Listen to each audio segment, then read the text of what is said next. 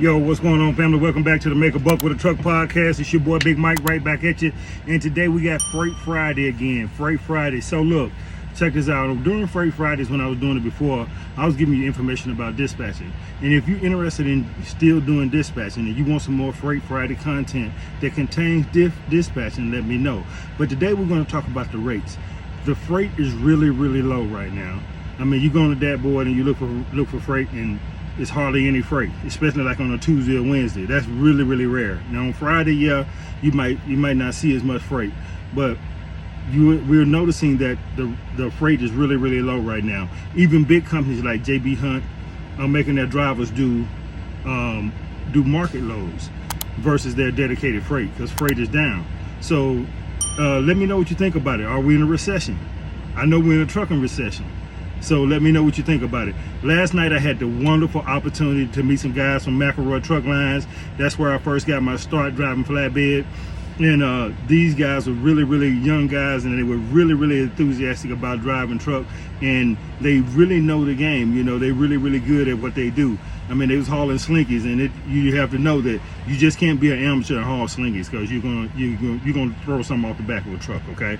But so I just want to give them a shout out and let them know that I really appreciate the conversation last night and appreciate the opportunity to be able to kind of give them some game and let them know what this trucking thing is all about. And so they said they was gonna like and subscribe to this. So if you're one of the guys that I talked to last night, hey, God bless you, and make sure you leave me a comment and let me know it was you. You know what I'm saying? And I appreciate you checking out the Make a Buck with a Truck podcast. So we know that the freight is low, so I want to think about how you're going to navigate this space, you know, with the freight being low. And you're going to see me sweating a little bit because I'm in the truck and I had to turn it off so you can hear me. But I want you to figure out how you're going to navigate this space with the truck, with the freight being low. So your rates are not going to be getting this many miles. The rates are going to be low if you're an own operator, you know, so it's going to affect everybody. And what I'm seeing happening is that with all these mergers and acquisitions, the bigger companies like Swift buying companies like US Express, you know, and KLLM, you know, buying companies like Abilene, you know, and you see all these mergers and acquisitions, XPO buying Conway. So these things are happening. All of these larger companies are coming in and swallowing up the smaller companies. I mean, even companies that we would consider big, they're merging together. So it's putting us on operators and regular company drivers, and, you know, company drivers that drive for a smaller company at a disadvantage. You know what I'm saying? How are we going to manage this? How are you going to navigate this space? You know, because you know that even if they're losing freight and they're slow on freight, then what are we going to be? You know what I'm saying? We're going to be doubly slow on freight. So we got to make sure that we kind of get together, stick together. You know, if you get a load and you get an opportunity to talk to somebody and you get that load, and you get that load that's dedicated for you, give it to one of your guys. You know, let him be able to run it too sometimes, because what that does, that keeps the bigger company from coming in and swallowing it up because they have more assets. Or come together as collective whole. You know, 2 or 3 owner operators come together and form one company.